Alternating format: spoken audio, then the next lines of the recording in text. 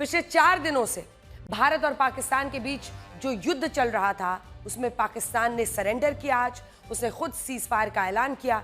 भारत और पाकिस्तान के बीच आज सीज फायर हुआ। इस सीज फायर की पूरी इनसाइड स्टोरी हम आपको बताएंगे, क्योंकि बहुत से लोगों को इस बार ये लग रहा होगा कि पाकिस्तान के साथ आर पार का युद्ध हो रहा है, तो फिर अचानक ये सीज फायर क्यों अनाउंस हुआ, ये आपको बताएंगे कि कैसे भारत ने पाकिस्तान को बातचीत की टेबल पर आने को मजबूर किया। लेकिन सबसे पहले भारत और पाकिस्तान के बीच हुए सीज फायर की पूरी जानकारी आपको देते हैं। विदेश मंत्रालय की तरफ से बताया गया आज दोपहर में 3:35 पर पाकिस्तान के डीजीएमओ ने भारत के डीजीएमओ को कॉल किया और कॉल करके भारत के डीजीएमओ को जानकारी दी। दोनों के बीच में सहमति बनी कि दोनों तरफ से मिलिट्री एक्शन पूरी तरह से अब रुक जाएगा। यह सीज फायर जमीन, हवा, समंदर तीनों जगह लागू होगा। भारत और पाकिस्तान के बीच में शनिवार शाम 5 बजे से यह सीज फायर लागू हो गया।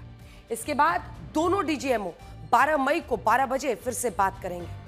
लेकिन इस बीच अब जो ये सीज फायर उल्लंघन लगातार पाकिस्तान कर रहा है, वो लेकर एक गंभीर विषय भारत के लिए बना हुआ है और भारत सरकार इस पर भी सतर्क है। सेनाएं सतर्क है, हमारा डिफेंस सिस्टम काम कर रहा है, लेकिन इसको हाईएस्ट लेवल पर फिर से उठाया जाएगा।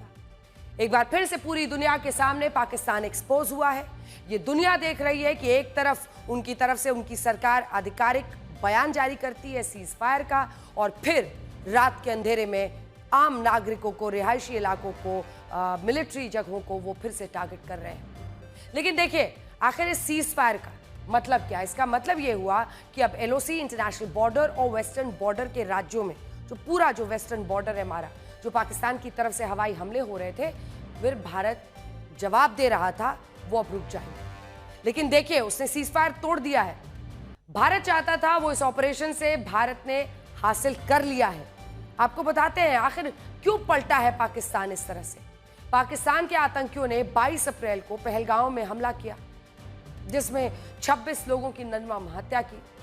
भारत के 25 नागरिक और एक नेपाल के नागरिक की हत्या की। भारत की तरफ से कहा गया था कि भारत इसका बदला लेगा और भारत ने 15 दिन बाद 7 अप्रैल को पाकिस्तान के 9 आतंकी ठिकानों पर हमले किए। हम आपको दिखाना चाहते हैं, जैश ए मोहम्मद और लश्कर-ए-तैयबा के हेडक्वार्टर्स को हमने तबाह किया। 100 से ज्यादा आतंकी मार गिराए, उनके बड़े बड़े आलिशान अय्याशी के अड्डे मलबे में तब्दील हो गए। भारत ने कह दिया था कि हमारा बदला यहीं पर पूरा हो गया। पाकिस्तान अब कोई भी कार्रवाई करेगा तो उसका जवाब दिया जाएगा, जीवन भर याद रखेगा, पाकिस्तान माना नहीं। आगे की कहानी भी आपको बताएंगे, लेकिन एक बार फिर से आपको बताना चाहते हैं कि इस बार जो हमने आतंकी ठिकानों को नेस्तनाबूद किया, मलबे में तब्दील किया, वो कहीं पीओके में नहीं थे, वो रावलपिंडी के से कुछ किलोमीटर दूर हमने जो किया है, उसमें बहावलपुर, लाहौर से 30 किलोमीटर दूर बहावलपुर में हमने उनके आतंकी ठिकाने को नेस्तनाबूद किया, जिसके मलबे में बदलने की तस्वीर आप देख रहे हैं। प्रिसिशन अटैक इसे कहते हैं। हमने मुरीदके में लश्कर-ए-तैयबा के हेडक्वार्टर को बर्बाद किया और आतंकियों के जनाजे पर सजदा करने के लिए उनके सैनिक, उनके फौजी सब पहुंच गए। लेफ्टिनेंट कर्नल, इस रैंक के अधिकारी, और खुद मुनीर ने वहां पर, जनरल मुनीर ने फूल भिजवाए, राष्ट्रपति ने भी भिजवाए। देखिए, पाकिस्तान की तरफ से लगातार 2 रातों तक भारत पर ड्रोन और मिसाइल से अटैक हुआ। ऑपरेशन सिंदूर के बाद भी चूंकि इस तरह से पाकिस्तान की सेना को झटका लगा था, उनका पूरी तरह से किरकिरी हुई थी, वो माने नहीं। ड्रोन से, मिसाइल से अटैक किए। शाम होते ही पाकिस्तान भारत के पश्चिमी हिस्से में ड्रोन और मिसाइल अटैक कर रहा था, लेकिन कल भारत ने पाकिस्तान को ऐसा सबक सिखाया कि वो सीज फायर के लिए मजबूर हो गया। बताया जा रहा है कि भारत की जवाबी कार्रवाई के बाद पाकिस्तान के विदेश मंत्री ने तुरंत अमेरिका फोन लगाया और भारत के साथ सीज फायर की गुहार की। इसी के बाद अमेरिका ने दखल दिया। अमेरिकी विदेश मंत्री मार्को रूबियो ने भारत में बात की, सीज फायर पर सहमति बनी।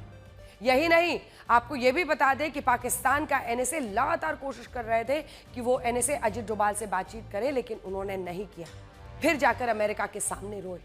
आइए आपको सुनाते हैं कैसे ये सब कुछ हुआ है। विदेश सचिव बता रहे हैं। I have a very brief statement to make.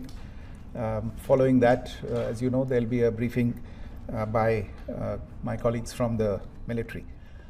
The Director General of Military Operations of Pakistan called the Director General of Military Operations of India at 15:35 hours earlier this afternoon. It was agreed between them that both sides would stop all firing and military action on land and in the air and sea with effect from 1700 hours Indian Standard Time today.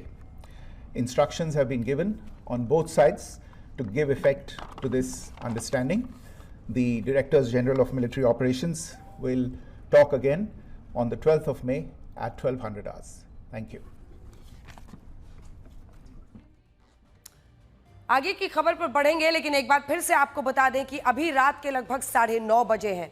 5 बजे के बाद cease fire लागू हो चुका था, लेकिन पाकिस्तान फिर से ड्रोन से कई जगहों पर हमले कर रहा है और उसने सीज फायर का उल्लंघन किया है और भारतीय एयर डिफेंस सिस्टम उसको नाकाम कर रही है। लेकिन जम्मू कश्मीर के उधमपुर, श्रीनगर, तमाम जगहों में, सांबा, रामगढ़, कई जगहों पर ड्रोन को भारतीय एयर डिफेंस सिस्टम ने एक बार फिर से नाकाम किया है। नज़र हमारी बनी हुई है सरहद पर, जहां जहां वेस्टर्न बॉर्डर पर इस वक्त पाकिस्तान हमले कर रहा है, लेकिन वो खुद एक्सपोज हो रहा है।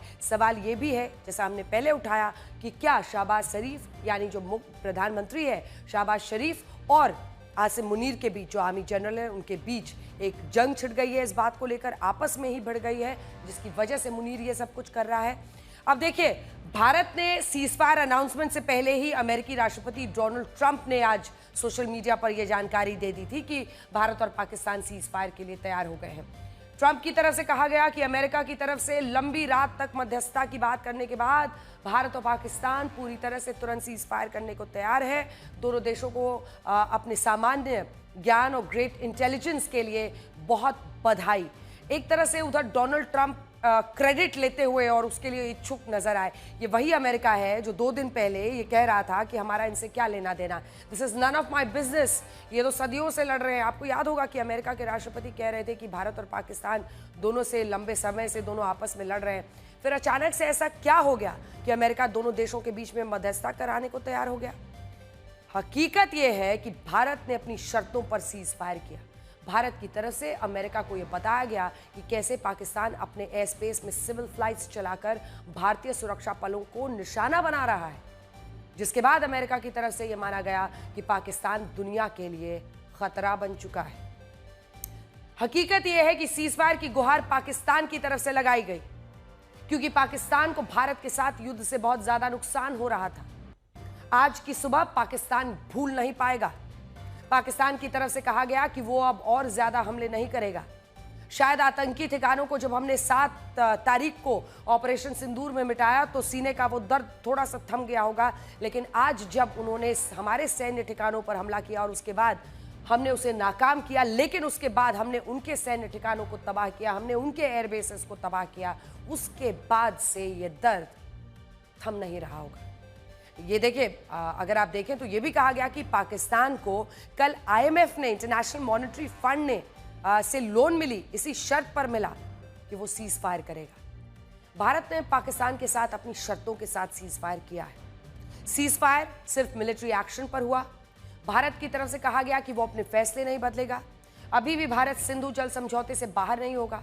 पाकिस्तान के साथ अभी भी कोई बायलैटरल ट्रेड नहीं होगा। पाकिस्तान पर कूटनीतिक आर्थिक स्ट्राइक जारी रहेगी।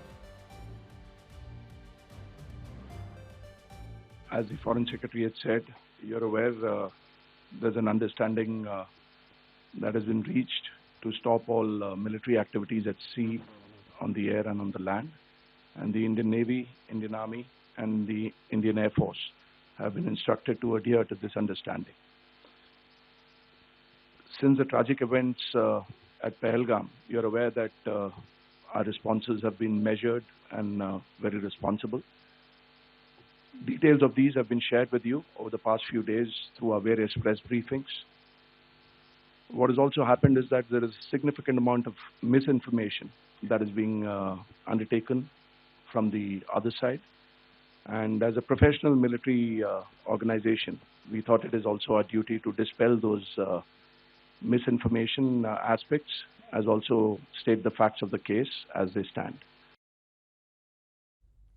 भारत ने एक मजबूत और ताकतवर देश की तरह पाकिस्तान पर शक्ति का इस्तेमाल किया। हमने पाकिस्तान पर जो जवाबी कार्रवाई को किया, उसके महत्वपूर्ण ठिकानों पर की, जिससे उसे भारी नुकसान हुआ। युद्ध की जो लालसा पाकिस्तान के मन में थी, भारतीय सेना के हमलों से वो ठंडी पड़ गई। पाकिस्तान को अंदाजा हो गया था कि अगर भारत की ओर से युद्ध शुरू हुआ तो उसका अंत पाकिस्तान के खात्मे के साथ होगा। ऑपरेशन सिंदूर का असली लक्ष्य 7 मई को ही पूरा हो चुका था। हमने आतंकियों के हेडक्वार्टर्स, कैंप्स को मिट्टी में मिलाया। ये सब कुछ इसलिए हो पाया क्योंकि प्रधानमंत्री नरेंद्र मोदी ने पहलगांव हमले के बाद तुरंत एक्शन लिया। उनका फोकस क्लियर था। ऑपरेशन सिंदूर प्रधानमंत्री नरेंद्र मोदी ने खुद लीड किया। 22 अप्रैल को पहलगांव हमले के बाद प्रधानमंत्री मोदी ने अपने विदेश यात्रा को बीच में रद्द किया, एक्शन की प्लानिंग शुरू की। प्रधानमंत्री मोदी ने जनता और राजनीतिक दबाव के बावजूद तुरंत प्रतिक्रिया नहीं दी, बल्कि सही समय का इंतजार किया। सिंधु जल संधि स्थगित हुआ, अटारी बॉर्डर बंद हुआ, पाकिस्तान को विश्वास दिलाया जा सके कि भारत सैन्य एक्शन नहीं लेगा। एक स्मोक स्क्रीन, जिसे हम कहते हैं, क्रिएट किया गया ताकि वो धोखे में रहे। इसी वजह से पाकिस्तान और उसके आतंकी हमले का अंदाजा नहीं लगा पाए। प्रधानमंत्री नरेंद्र मोदी का फोकस केवल आतंकवाद के खात्मे पर था। वो किसी देश के खिलाफ जंग नहीं छेड़ना चाहते थे, वो आम नागरिकों के खिलाफ जंग नहीं करना चाहते थे। भारत शुरू से कहता रहा कि हमने केवल आतंकी ठिकानों पर हमले किए। इसी सोच की वजह से दुनिया के कई देशों का समर्थन भी हासिल हुआ। पाकिस्तान की तरफ से जो हमले हुए उसमें टारगेट भारत के नागरिक थे, लेकिन इन हमलों के बावजूद पीएम मोदी का एजेंडा क्लियर था। इसीलिए भारतीय सेना ने केवल आतंकियों के अड्डे तबाह किए और पाकिस्तान सेना के हमलों का जवाब सैन्य ठिकानों को तबाह करके दिखाया।